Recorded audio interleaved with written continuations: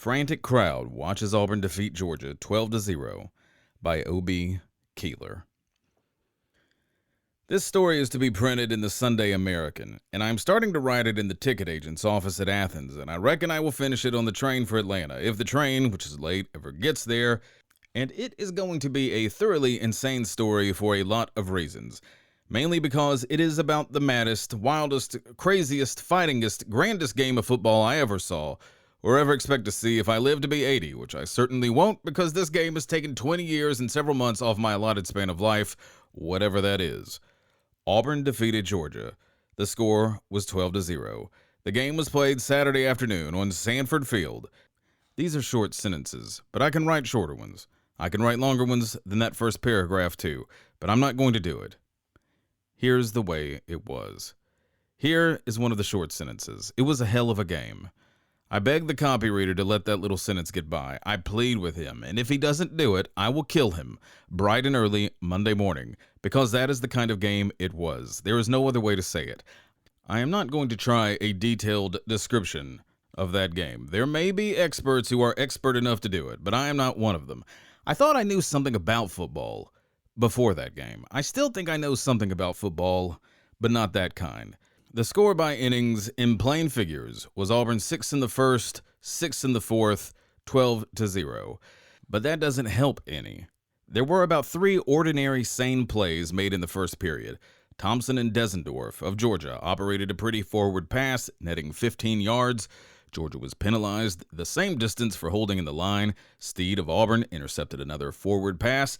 These are things that can be told and understood. Then everyone went crazy. Absolutely raving crazy. I was not the first to go crazy. Neither was I the last. But I don't think many bushels of nuts were garnered ahead of me. Crazy? Why, I saw little Mike Donahue galloping along the sidelines while Steed was racing back with the forward pass he had caught, and Mike was running with him, stride for stride, and begging, pleading, imploring Steed to come on with it, come on with it, come on with it, in a whisper that couldn't have been heard 10 feet away, even if several thousand people hadn't been tearing the well-known welcome to shreds and tatters at the same time. I know what Mike was saying by the way he looked. That's how I know. And from then on, the whole business becomes incoherent, like one of those dreams where they are just about to get you, and you jump over barns and fall over cigar boxes and have a hellacious time generally. My watch and one of the timekeepers said it took Auburn 8 minutes of playing to make that first touchdown. It may have been 8, or 2, or 3 hours and a quarter. It was just a period of alleged time. Of a sudden, we saw the ball on Georgia's 12-yard line. Big Badez humped his back like an enraged bobcat and flew into the red and black line like a runaway boxcar. And again, and again. And then there was a dancing and a cavorting on the sidelines, and you could see mouths open to an unbelievable extent. But if any sounds issued therefrom, it made no difference, for all the world was one smear of sound and fury. They say that there were only 400 Auburn rooters at that game, not counting women and children. Somebody lied. 400 rooters never made that much riot since Gideon's band cracked open the Midianitish camp and painted the crack a blazing crimson. But everybody was crazy, and maybe the sound was contributed by loyal Georgia throats as well. I was supposed to be neutral, but I'll be hanged if my throat feels like it now. I wonder if I could have been causing any of that riot. Anyway, that performance by Mr. Badez marked the disappearance of the last symptom of sanity possessed by anybody. From then on, the two teams fought and swung and grappled and twisted and projected forward passes and perpetrated blunders. And it may be they scratched and bit chunks out of each other too, but I can't say as to that. They were doing everything else, and I want to read some expert review of that game from a tactical standpoint and find out just how it really happened. No, I don't, either. In the first place, it couldn't be done. In the second place, it would be low rating that game. It was one great, grim, savage battle under a blazing sky in an amphitheater rimmed with maniacs. That's what it was. If I had to guess at it, I should say Georgia gained the most ground. If I had to guess at it, I should say Paddock showed a vast ability at running a team that was not Auburn's match. If I had to guess at it, I should say that the better team won by about the correct score. And if I had to come right out in the open and hang that victory on one single peg, I should say that Auburn had the punch when the hostile goal line was in sight. Twice the Plainsmen worked the ball, mainly by terrific line busting down to the scoring zone. Twice they put it over. The first time it was Bedez with 3 headlong plunges. The second time it was Steed with 2 splendid dives. There was no finesse about Auburn's attack once the line was in smelling distance, like the bloodhound that will not swerve from the track, though wounded to death. When the Plainsmen saw that line ahead, they also saw red. And they went to it. They went to it with a savage instinct that chose the shortest route. They smashed straight for the line, head down, and their drives went home. On the other hand, the red and black had the ball within the fatal zone 3 times, and each time the Plainsmen held. In the second period, Neville, Powell, and Paddock, in brilliant end runs and line smashes, carried the ball to Auburn's 10-yard line. 3 times the heavy Georgia backs gave it all they had.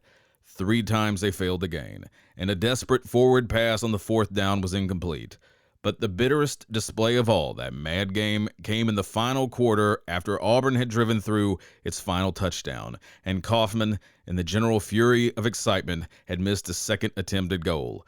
Georgia was beaten and desperate. There were 5 or 6 minutes left to play. Nobody knew how many exactly. The sidelines were a shifting mass of dancing lunatics. Officials were waving their arms and shouting things to which nobody was paying the least attention. The 22 players were probably the least insane human beings in the enclosure, and they were raving and raging. But instinct, the instinct of the bulldog when he gets his grip, the instinct of the charging bull that carries him straight and true through a red mist, instinct held those 22 men at their work, and Paddock was playing the game with an instinct shot through with brains.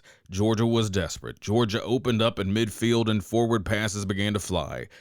Desendorf was doing the flipping and he was flinging them far and low. Prendergast followed the ball with a singular intuition, batted down 2 of the flyers. Somebody else got another and spoiled its flight, and it was 4th down. Desi tried again, and this time the oval shot through into waiting Georgia arms, and it was Georgia's ball on Auburn's 15-yard line. Still mixing the plays with rare judgment in the crazy melee, Paddock carried the ball in a brilliant sprint around Auburn's left wing 14 yards and was dropped by 3 frenzied tacklers right at the corner of the field, the ball on Auburn's 1-yard line. The stage was set. It was Georgia's big chance, the big chance to score, maybe to open up the way for another touchdown and victory.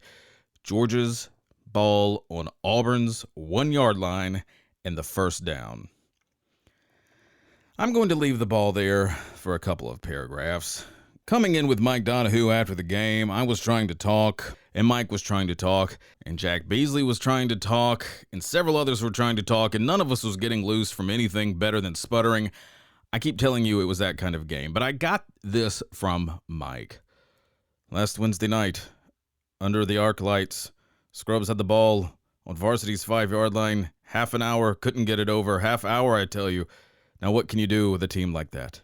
If Mike was asking me, I didn't know. But I know what Georgia did with the ball on Auburn's 1-yard line and 4 shots at it. Nothing.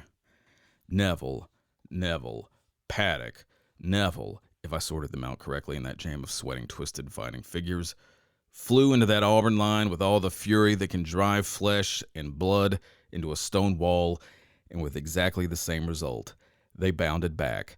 I was supposed to be sitting at a little table dictating to a telegraph operator. I was not.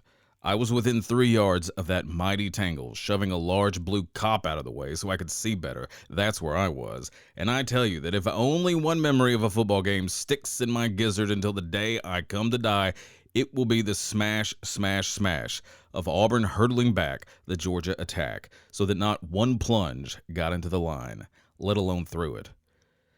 The cheerleaders had stilled in Georgia's stands while the red and black made its final attack. There was a strange working silence overall, and I tell you, you could hear the impact of those charging bodies smashing in a solid wall of blue against the plunges of the red and black, and they bounced back. If you want the cold statistics on that battle, you'll have to get them from somebody else, if there are any such things. I can tell you that the madness of Georgia's plays swept Auburn off its feet again and again. Powell and Neville and Paddock starred with a brilliancy undimmed in defeat. They plunged through the big blue line, except in the shadow of the goal. The swing of the Georgia forward passing got into the conservative Auburn beans, and the Plainsmen flipped a few themselves and worked them too. Not for the sweeping gains of the red and black. Auburn's gains were a dozen yards at most, and they used a pass only to show they had it, apparently. Auburn was content to play a defensive game part of the time, quite a good deal of the time, in fact.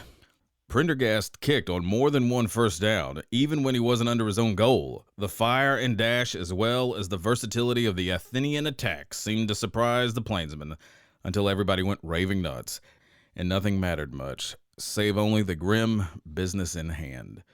Along with the prevailing insanity, a very pretty spirit reigned in the stands and on the field. When Wynn was laid out, Paddock was among the most active, working over the big tackle around whom the Auburn attack was molded, to a large extent.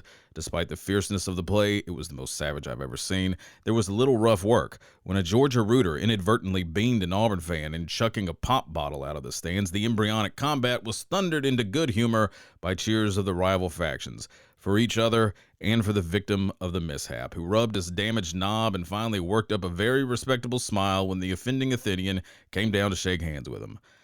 I reckon I ought to mention some points, too, but I'll be fair with you. I don't recall many, and I'm not sure the ones I do remember really happened that way. I know one beautiful forward pass by Georgia, which Thompson flung nearly to the Auburn goal line from a distance of 40 yards, was caught on the fly by Neville, but another eligible Georgia man had touched the ball in flight, trying to make the catch, and that work of art thereby went for nothing, causing untold sorrow in the stands, for it looked like a sure touchdown. I never saw as many forward passes tried, or half as many spilled, or as many worked for big gains. I never saw a game that produced such a crazy alternation of short, furious line plunges and wide open end runs and fakes and passes. The officials ought to be commended, too. Graham and Williams did wonderful in that hectic melee, and from what I can remember, that phase of the business was amazingly well handled. And what else? I don't know. It was blazing hot for one thing, and I thought it must be rough on the combatants until I went crazy and forgot all about the climate. I remember that Athens is a nice town, and S.V. Samford, a great, hospitable, and obliging director of athletics.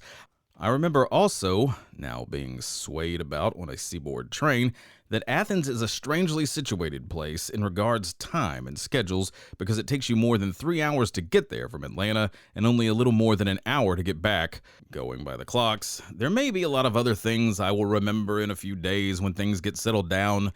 Too late for the purposes of this narrative. Just now we are closing in on Atlanta and also on the mail editions. And just now, the thing above all others I remember of a mad battle in which there was enough of honor and glory for all, victor and vanquished, in a grapple that will go down in history as the Homeric thing I remember best is the grand battle of Sanford Field.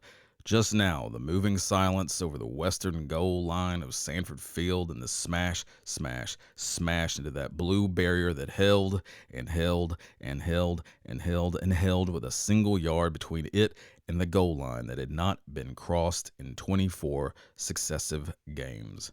I am sure, I shall never forget that.